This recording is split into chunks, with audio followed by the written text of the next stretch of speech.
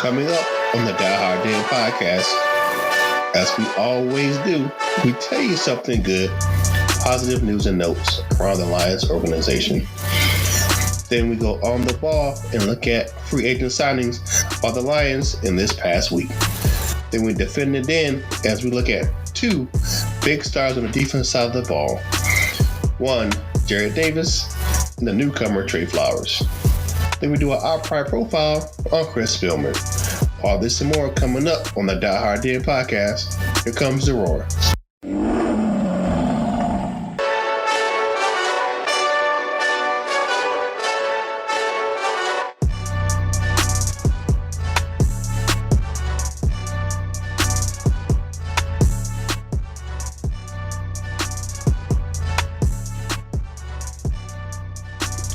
What up, though? And welcome to the Die Hard Den podcast. It's your man, Kearse, still in the building one more time with my man, Shawnee J. Tell him what's up, Shawnee J. What's up, everybody? We got a lot to get to tonight, my man, Kurt. Yeah, man. Let's get this thing rolling. As we always do at this time, it is time to... Tell me something good. All right, Shawnee J, you up first this week. Tell me something good. Well, Kurt, I got two little things, I want to talk about. Tell me something good. I'll start off with this one. Not too many good things have happened for our Tigers at Comerica Park. I mean, they're kind of, say the least, the worst team in baseball right now. They can't pitch, they can't hit. They got practically a double-A team out there. And, poor Gardenhire. I mean, he's a good manager, but he has no talent to work with. Yeah. And the Tigers haven't helped him out, and Mickey's on decline. He's aging. I mean, a lot of bad things come out of Comerica Park. But one good thing that happened in the rare victory this Saturday, several of our Lions players were there. Right. And watched the game. They caught him on the big scoreboard. And three of our offensive linemen, I guess the offensive linemen later in the show, was Graham Glasgow, Taylor Decker, and the new improved, bigger, stronger Joe Dahl all got up and easily chugged their beers without a problem. And, it's because maybe it was not fair to compare them to Aaron Rodgers. Those offensive linemen, they could chug a whole keg of beer without a problem. Probably. Yeah, they could. Decker, he went for seconds, no problem. Yeah, so those big offensive linemen, they can down some beer. And in our group, buddy, best offensive line in the NFL for sure. You saw my post there? Yeah, I saw it, my man. That was funny. Yes. And the second thing I'll get you, tell me something good. This should make several Lions fans, and Quinn and Patricia and Ryan Wood all happy. The Lions were not selected for Hard Knocks. Oakland Raiders were. So it's everybody. Right. Now, Yep. I understand. I was looking forward to seeing them on Hard Knocks. All right, yeah, the offensive line chugging those beers, that was definitely something good. And the Hard Knocks, me, I was looking forward to it. I have HBO if they were going to be on there. However, like I said, I mentioned in previous podcasts that I don't live in Michigan, so I don't get to see a lot of Lions coverage outside of Sunday with Sunday Ticket. I have to follow most of my Lions news online. So I did want to see them on Hard Knocks just for that, but I can do without it. Let the Raiders have it. They can, I'm sure John Gruden and those individuals out there, with the Antonio Brown thing and everything like that, and the Vontaze Burfict, they just kind of made the perfect marriage for Hard Knocks. So for this week's Tell Me Something Good, I got to give it up for my man, Snacks Harrison. Big Damon Harrison his wife had twin boys today, and kudos to them. You got more Cubs in the den. As far as you add more of those nice little youngins, and congratulations to him and his wife. They had twins, so I know that had to be probably some things to do with his not being there for camp, but we'll get into that later on. But that's my news for the Tell Me Something Good. Big up to my man, Damon Harrison, one more time, having those babies, him and his wife. Congratulations to both of them. So yes. I hope that was the only reason he missed camp, and hopefully he'll be there on time for the training camp. And do they have another mandatory OTA before training camp, right? They're OTAs right now. They'll be OTAs till Thursday. Yeah, okay, they're OTAs right now. Yeah, they're hopefully OTAs right now. The last day or something. Well, with that paternity leave, I'm a parent. I can understand him wanting to be there, especially with twins. I know his wife got to be tight because that's twice the waking up, and that's a lot to deal with, especially for newborn. So if he doesn't come back until training camp, I understand that's just a lot to deal with. I dealt with it a couple, dealt with it once with my son, and we have an older daughter. However, I understand not being, you wanted to be with your wife and help her out during that time because that's a stressful time for any family to deal with newborns, especially two. I mean, that's got to be a handful for anybody. And people, and people say, well, they can hire.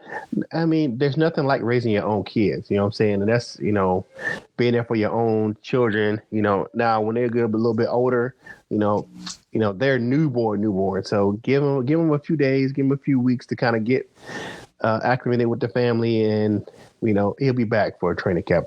I wholeheartedly believe it. Now I do believe what others. We'll get to that other stuff later on. So, but now it's time to go. On the ball. Set, go. All right, on the ball this week. Shawnee J, you up first. Let's talk about the new quarterback we got in. Yeah, I don't. They got rid of Connor Cook. I'm not a big Connor Cook fan, but they seemed able to like him. They saw him last year when the Lions worked out with the Raiders last year. Right. They were really impressed with him, and they kind of like to sign. They had glowing praise for him when they signed him, and the early OTAs and all-season workouts. And Connor Cook was praising the Lions in return, saying he was happy to be back in Michigan. He was happy to compete with the Lions, even though he knows he's going to be Stafford's backup. He's ready to play if he's called upon. Well, out of the blue, the Lions decided to cut him. That's how the business goes oftentimes. For a journeyman quarterback, ominous name, David Fales. Oh, my gosh. It'd be better if it was David Sassees, David Fales. Or Falls, either way, he's not good. He's a journeyman, a former 6th-round pick of the Chicago Bears in 2014. Right. He bounced around the league. He was with Miami and Chicago and another team. I read that the Patriots wanted to sign him off the Bears practice squad, which forced the Bears to bring him up to the main roster. But still, I showed you his stats and his history, and I sent that to you. It's nothing. Yeah, it's not nothing new. Nothing to write home about. I mean, he's average size. Like is a big guy with a big arm. I don't understand the fascination with the Quinn and Patricia seeing this guy. That was he have over Connor Cook that and also Tom Savage, another journeyman quarterback. Yeah, who has a big arm, but he's been around, bounced around the league a couple times. Right. So that said, I sent this to the group too. This question, this post. Are you confident in the backups for Matthew Stafford? No. However, I would say this about the Connor Cook situation. For the reports coming out of Allen Park, it was that Tom Savage was killing it behind Matthew Stafford in the OTAs and minicamp, and Cook looked sluggish and overweight. So he may have played himself out of Detroit, coming in overweight and really being outshined by another veteran. That's a quick ticket out of town, especially when you're talking about a backup quarterback. That's a really volatile position. If you can't produce in practice, they'll definitely get rid of you.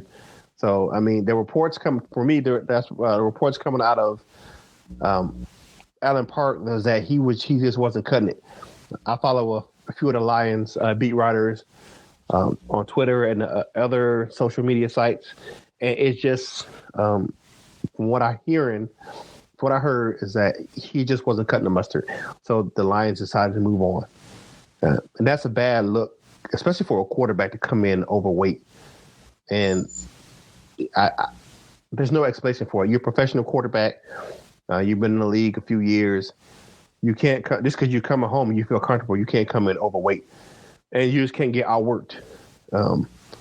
One thing about the NFL, someone's always trying to take your job. So with Tom Savage being a veteran that he is, he wasn't going to let Connor Cook outwork him. And he's probably going to let David Fales outwork him either. But we'll see. We have plenty of time. I don't see the Lions going into the regular season with carrying 3 quarterbacks, but they may. And these may not be the 2 quarterbacks. They see someone else get cut. They like better than Savage or Fales. They might go for him. You never know. Yeah, I understand. For my on the ball topic, I want to talk about my man. We talked about this a few podcasts ago about the Lions and the depth at the wide receiver position, and they just made a veteran signing late last week into the latter part of the minicamp, and they signed Jermaine Kearse, formerly of the Seahawks and of the Jets. I like this signing. The reason being is that he has played in this system before. He plugged and played right in. He stepped right in on the last day of minicamp and started working with the first team. He knows the verbiage. He knows the system. You can just plug him in and let him go. He's not a huge receiver, but he's kind of that tweener. Got some decent size to him. Not too big, not a really small guy, but he can run the route tree and he knows the system.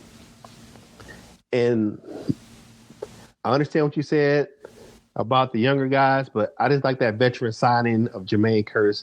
Just because you can just throw him right in and he fits in with the system already. I was very happy with the signing, my man. Okay, well, like I said, I don't hate the signing, but I'm a little surprised by it because you got the veterans, Marvin Jones and Kenny Galladay, and also you signed Amendola. You signed Tommy Lee Lewis. You drafted a pretty good receiver out of Old Dominion and Travis Fulgham, and you signed his counterpart, his teammate, Jonathan Duhart, 2 big wide receivers out of Old Dominion. They're good. Let's not forget about Brandon Powell, who shows promise. It's going to be interesting to see how many receivers they keep. Maybe 5, possibly 6. It's going to be interesting.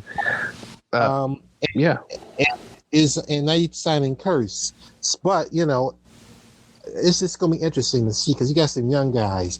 And don't forget about the guys like Andy Jones, who will play for his late last season, got something to prove. They still want to play in the NFL. So they're doing it the Patriot way. They get who they want, who's worked with Bevel and Patricia before. So we'll see if it works. It's going to be interesting, that for sure. And they got a lot of depth. And like I said, we'll talk later about the depth. I love the depth they're building on the O-line. Right. We'll get that later in the show. But as far as Kearse goes, well, before we move on, you got to tell me who's going to be receivers. They keep 5 or 6. Who would he be?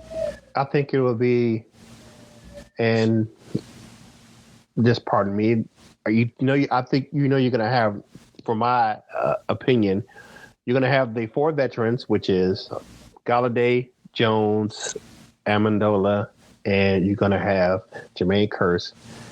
And I think one guy that might surprise because he's been really showing up in the OTAs and minicamp. It's Chris Lacey. He's been really showing up. So you may have Chris Lacey and Brandon Powell.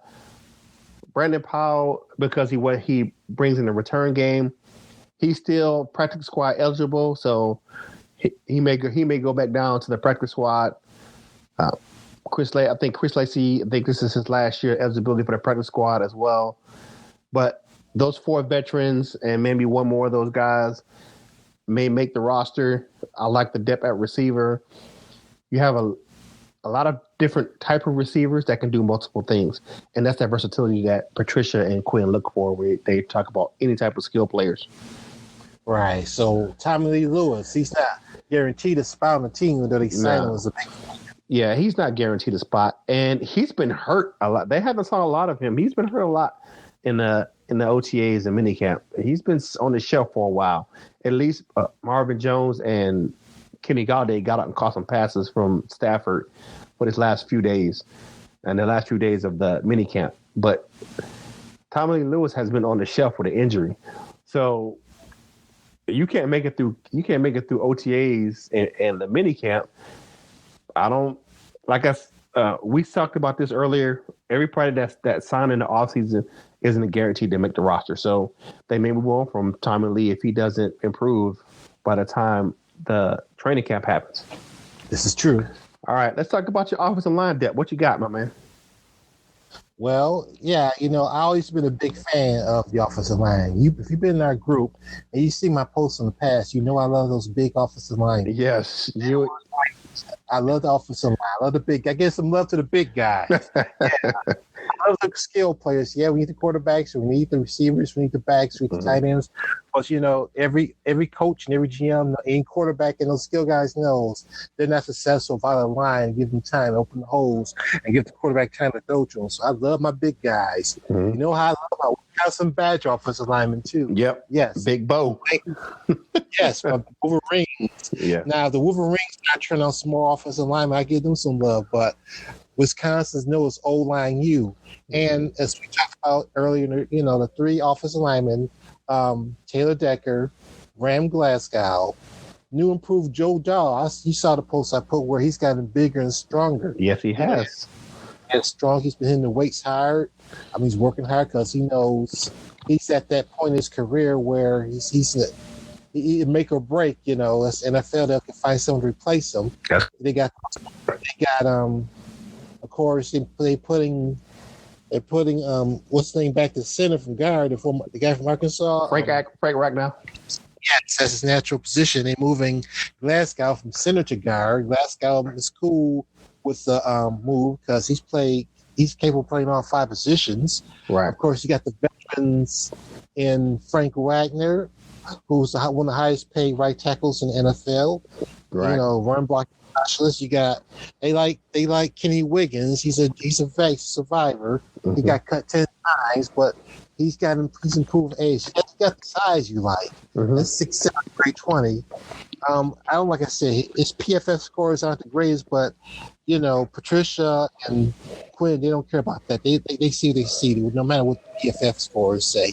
And also those, you got the depth. I like the depth. We got a lot of young depth. We got, of course, Terrell Crosby, who was a steal last year's draft. Mm-hmm. We signed Tony Pope to a big $150,000 contract, which is big for an undrafted free agent. So he's almost sure to make the team. And, gotta give love to my man Bo from Wisconsin, who fell our laps. We've been over Bo before. All the credentials, 2-time All-American, best run blocker coming out of college. Yes, we know about Bo. I cannot believe he was not drafted. And, teams wanted, like I said, they try to get him in the aftermarket on undrafted free agent, but he fell into the Lions' laps. Right. And don't forget, they also have another good lineman, Leo Kalamatagi, the guy from Hawaii. He's still in the practice squad for a few years, but he's another big guy. Mm-hmm. He's a good depth piece. He can play all five positions. Mm-hmm. They just signed another guy along with Fales from Baltimore. Another big offensive lineman. So they left the offensive lineman too. They got a lot of depth. Right. You can't keep everybody, but they better keep Bo, damn it. Oh, no. Did I say that? I didn't say that out loud. But you said it out loud. We know how you feel about Bo. At least 9, maybe squeeze 10 offensive linemen and keep a couple on the practice squad. Because I love my big offensive linemen. I think the Lions have the potential for real to have one of the best offensive lines in the NFL. Move over Cowboys, move over Eagles. The Lions are taking over that position. All right. The offensive line. Okay, let's wrap up the offense. Now it's time to go on defense. Now it's time to defend the den. Defend the den this week. My thing I want to talk about for the defend the den is Jarrad Davis. Jarrad Davis' expectations for the season, from what's coming out of Allen Park for this offseason, is Jarrad Davis came in, he upped his weight. He went from about 238, 240 to about 250. He wants to be that prototypical type of linebacker that Patricia likes in his system, and that's about a 250-pound linebacker. They say he's carrying the weight good, he's moving well, and his versatility is going to show this season. I think with his development of his pass rush skills last year, he's going to have a bigger role with that pass rush this season coming up. It's just he's more of a professional now. It's his third season coming in. I really didn't have a lot of. I know he had a struggle in coverage last year, but you have to look at for he changed systems from year one to year two. So I got to give him a little bit of a pass on that. He has to improve on that this upcoming season. But big things coming from Jarrad Davis this season. He really worked on his body. He really worked on his game. And I see him improving. And also, I think with the way that Patricia's going to run the defense, there's going to be more sub packages where it's going to take him out of coverage. What do you think about the Jarrad Davis experience coming up? I like Jarrad always said, like when we drafted him out of Florida, because we needed linebacker in the worst way. He's very talented, got speed. Uh-huh.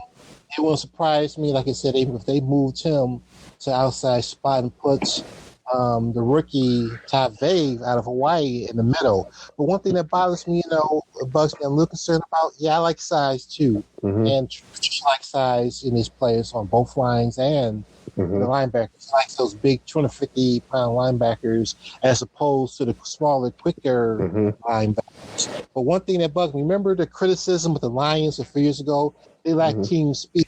They like team speed. They can't cover nobody. So they changed it by going to the smaller, quicker linebackers. Now we're going back to the bigger, bulkier guys. Which is it? I mean, you have size or you have speed. It's hard to find both in the same player.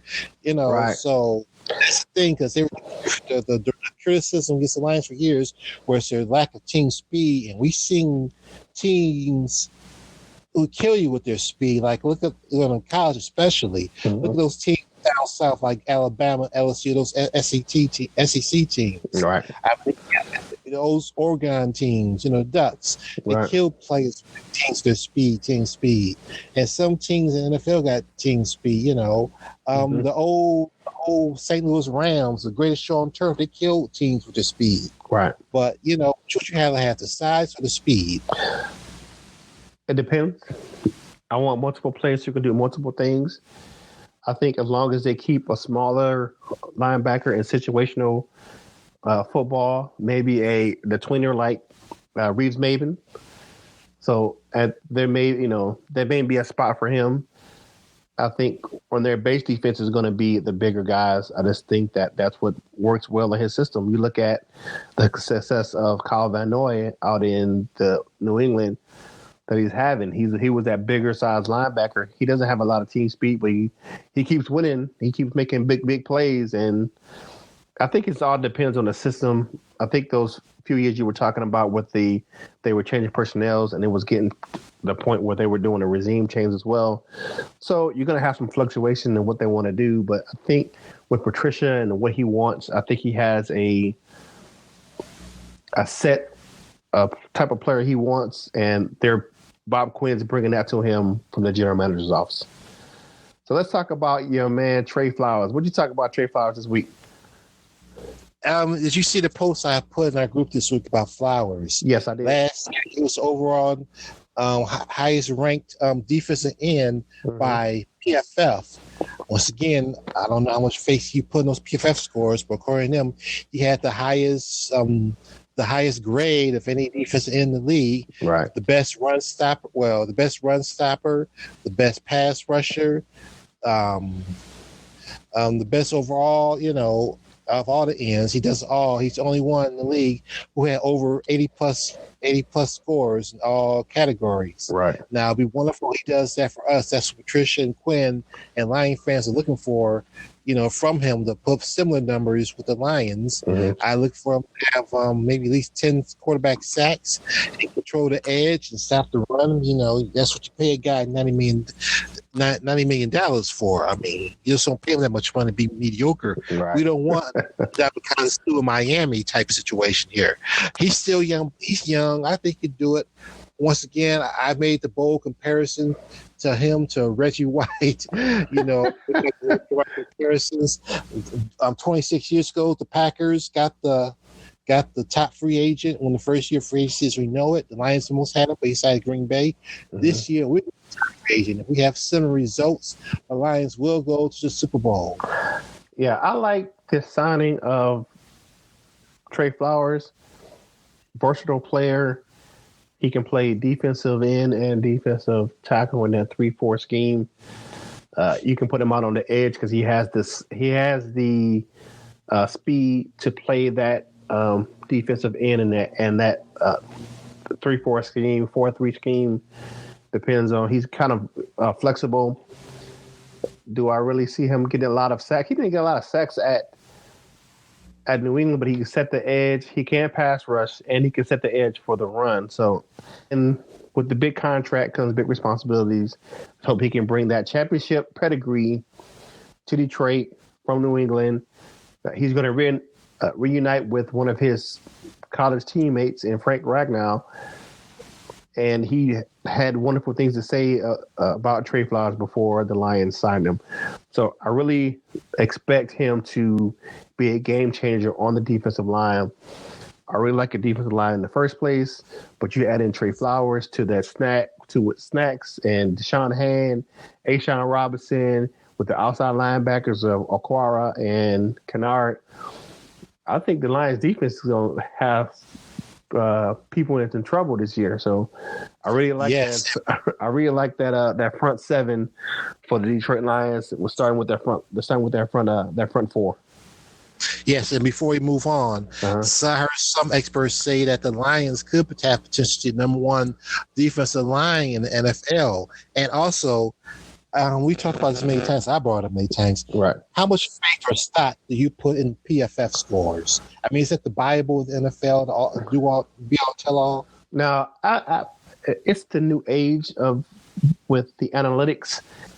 Do I look at some of the scores? Yes. Is it my end all or be all for evaluating a player and how they perform? No, because PFF doesn't really look at everything as far as some of the intangibles, or if you look at maybe he didn't make the tackle, like he got quarterback hurries, or he may have caused the interception, or someone may have caused the interception because they pushed the quarterback, or he may have pushed the quarterback into another defensive lineman to get a sack. So there's a lot of variables that PFF does not cover. So it's just some things aren't measurable with a PFF score, if you get what I'm saying. Exactly. That's why, like the line, like I said, Kenny Wiggins had a very low PFF score, but he didn't play when he was forced to start 10 games for us last year. He didn't do all that bad. I mean, I say he only had a score about 34, which is low. Yeah. And like I said, he didn't look that bad last year when he played for us. No, he did not. I did want to be replaced, but the Lions still like him, and they're counting on him to be a starter this year. So there you go. Yeah, hey, it all comes out in the wash. A PFF score, to me, isn't the end all be all. You have other factors, but so at this time, as we always do, it's time for 2 points conversing. All right, 2 points conversing this week. We got a lot of stuff to get to. That's kind of Lions related, not Lions related, things to talk about before we get to that second half of the show. So let's talk about a few things. 2 points conversing this week. One thing that I wanted to talk about, and it didn't come up in the previous section when we talked about offense.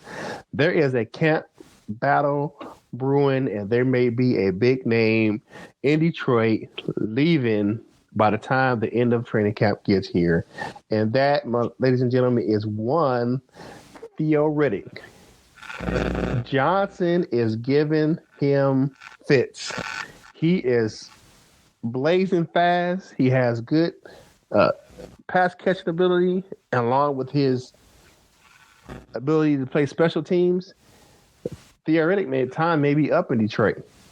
So that's really my topic I want to talk about. First off, what do you think about that? The young PJ, no, not PJ Johnson, no, Ty Johnson giving theoretic a run for his money. I love Theo the Leo. He's one of my favorite Lions.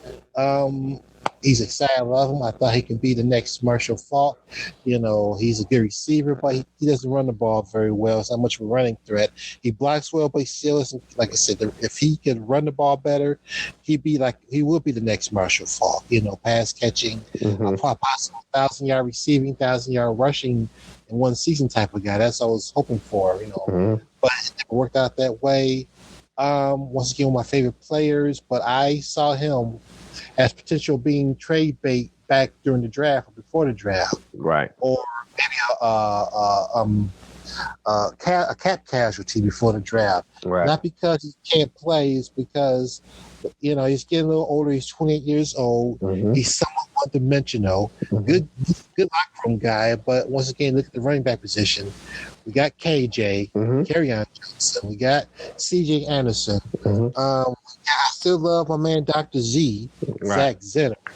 And like you said, they drafted Ty Johnson out of Maryland. I want them to draft a young running back. Okay, like I said, between rounds 4 through 6. Mm-hmm. I was looking at maybe Karan Higdon or Bryce Love from Stanford, but they picked up a guy in between. Mm-hmm. Ty Johnson, who's very fast, about the same size as Theo, has the same skill set, but can run the ball better. Mm-hmm. And it's younger, it's rookie, and it's cheaper. Right. So I love Theo. It's a business. Hopefully the Lions can maybe get a draft pick for Theo, but chances are teams know they're going to cut him. Just wait for the Lions to cut him. They don't want to waiver wire. So this is it for Theo. He's had a good career in Detroit. I wish him well. He looks like he's a typical Bill Belichick guy. Watch him, he can go to the Patriots. Hopefully, he can maybe a draft pick for him. If Ty Johnson and other guys outplay him, that is. If Theo's hot man out, hopefully get a draft pick for him. But chances are teams just wait for the Lions to cut him. And, watch him go to the Patriots or the Saints or somebody like that to continue his career.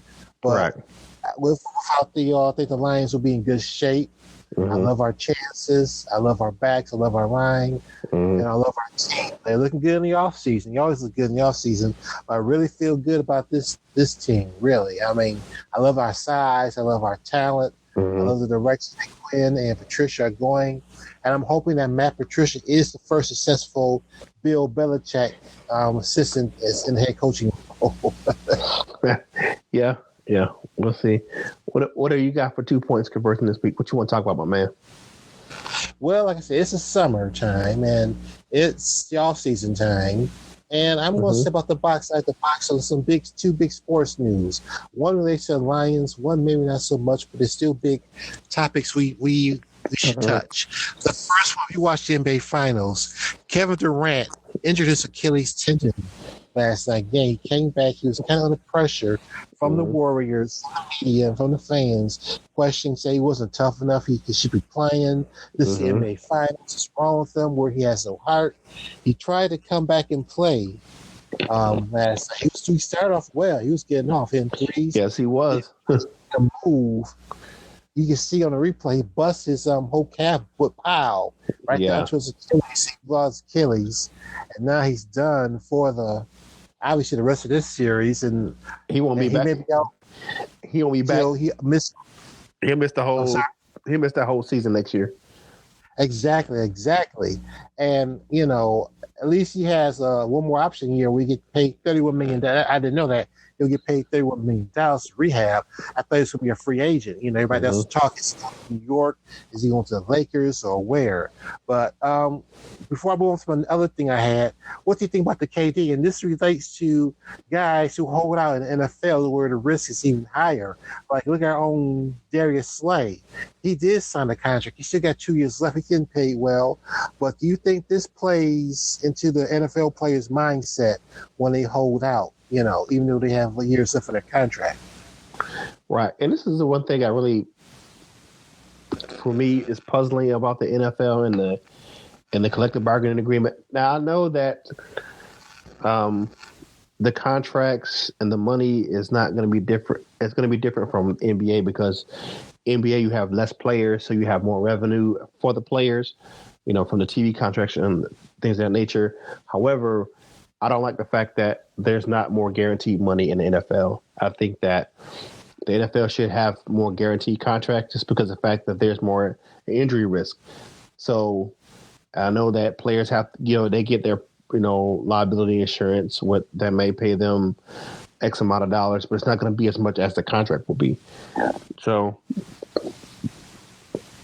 I understand where individuals are trying to make a play for more guaranteed money, because if you look at, people are talking about how Darius Slay, his contract, he signed a contract 2 years ago, but guess what? All his guaranteed money is gone. He has no more guaranteed money left on his deal. So if he gets hurt tomorrow, he doesn't get paid. So you have to look at the circumstances. People just say, well, he's got a contract, he should play, but there's no guaranteed money. And I think the NFL Players Association, that's going to be a big issue coming up in the next collective bargaining agreement. Yeah. So I get what that's a negotiating tool, because he has no more guaranteed money left on his contract. He has kids. He has a wife. He gets hurt tomorrow. Not saying that he shouldn't have money in the bank or anything like that, or money saved, but look at the longevity of an NFL career. It's very short. So I think that the NFL needs to address the guaranteed money situation, where you can put more of an emphasis where if a player signs for 4 years, maybe 3 of it's guaranteed and 1 of it's not. It has to be some kind of medium to work where the NFL players are taken care of down the line, where they can get more guaranteed money.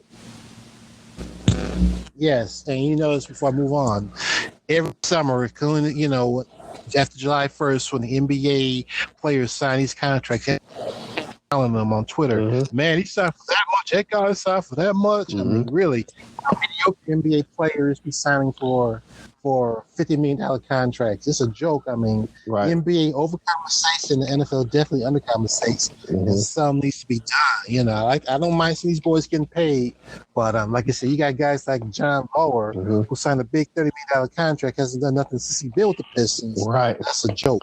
Yeah. He's done the damn thing since he built the Pistons. Yeah, that's our man Bobo the Bear, Big Will Spadori. That's his guy on the Pistons. But I understand what you're saying. I mean, he signed this huge contract, but really, if you look at it, the NFL is really the major sports league that doesn't have guaranteed contracts. Baseball has guaranteed contracts. I'm not sure about hockey, but I know those 2 big sports, baseball and basketball, have guaranteed contracts. So, and NFL, yeah, and neither one of those sports are as volatile as the NFL, which should take care of its players more. It's more onus on them, because they're the hottest ticket. They get more revenue. Now, I understand that the league is bigger and you have more individuals have a piece of the pie, but make that piece of that pie more guaranteed. That's just my solution to that whole issue. Another topic. Go ahead. You want to talk about my man Big Papi? Go ahead. Talk about the man Big Papi. Yes, before I go to Big Papi, I want to say NFL's $9 billion a year industry, and they're kings in America. America loves their football. Right now, everybody's waiting for football season, both college and pro. Baseball is something to make the summer go by, but everybody's waiting for football season. I guarantee you, like I am. I know I am. And like you said, they should treat their players much better. Yeah. And yes, we'd be remiss if we didn't mention, even though it's a Lions podcast, one of the greatest players in Major League history, Big Papi, is blessed to be alive right now. If you haven't heard the story, for those listening, he got shot in his home country of the Dominican Republic, which has been having safety security problems for American tourists lately. Right. Now maybe to do something after Big Papi got shot. It was alleged that Big Papi was had a hit put on him for messing around with a drug dealer's wife or girlfriend. It's not clear what she is. I saw a picture of her. Mm-hmm. She is fine. Big Papi's married. Yeah. But still, he risks his life, and the video of him getting shots online. I saw it myself, Right. And like I said, it's a terrible hitman. He walked up from behind him, and shot Big Papi in the back. I mean, where he could get him in the back of the head, and if he was a true hitman, you know.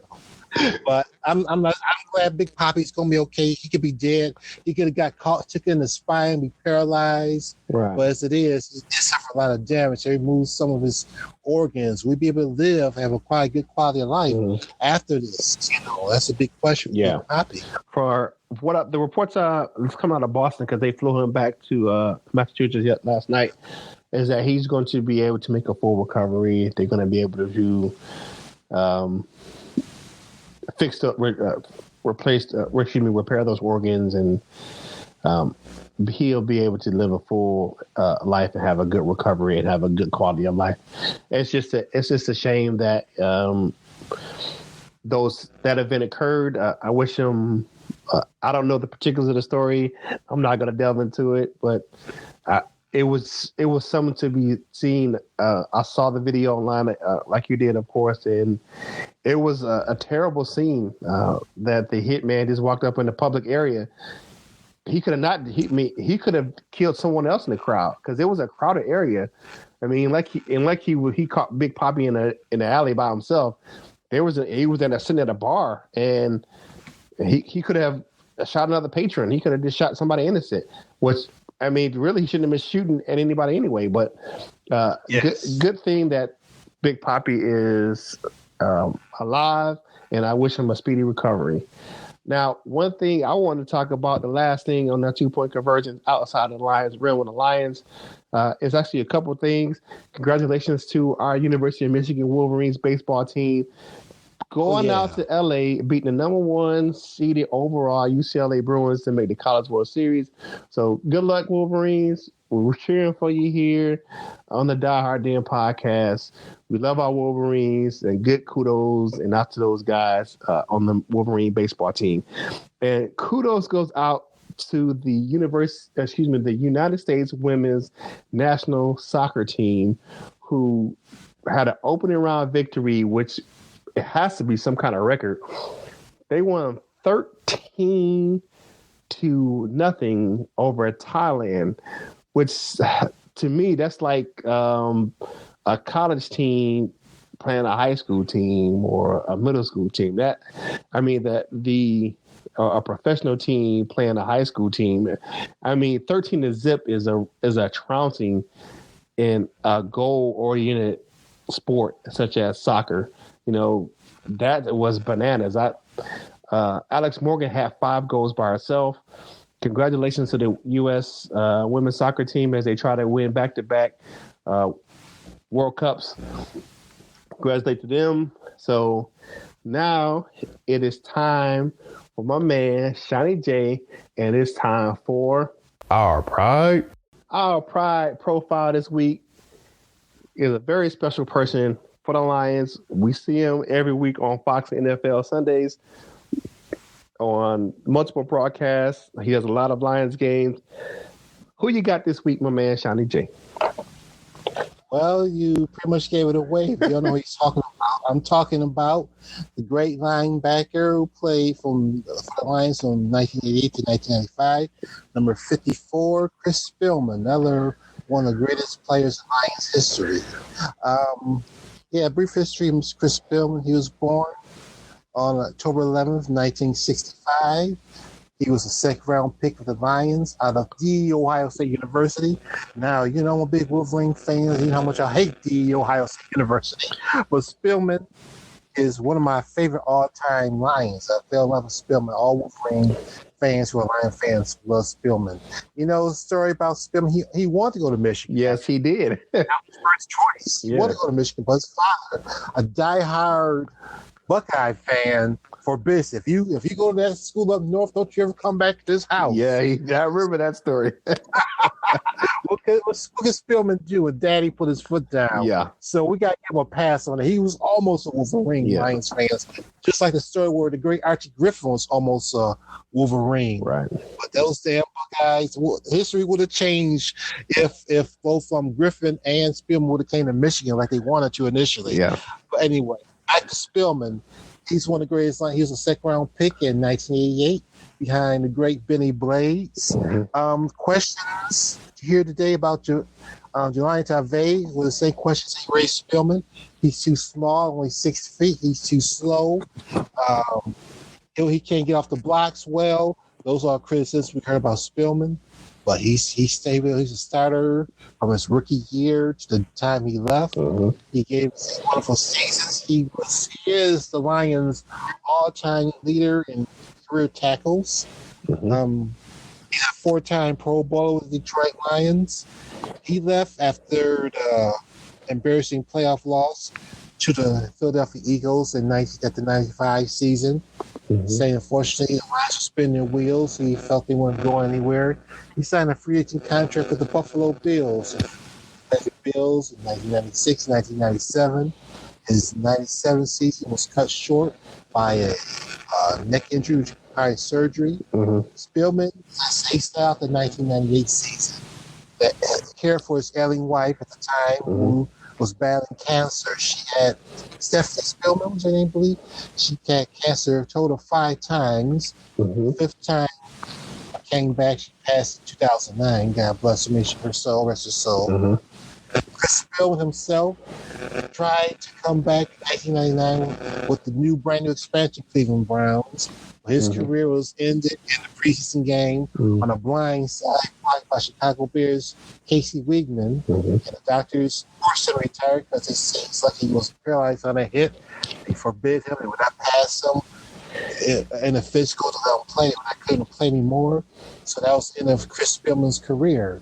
Ever since then, he's like he had a little hate with the Lions, but just like Barry Sanders and hopefully Calvin Johnson, they reconciled, they mended fences.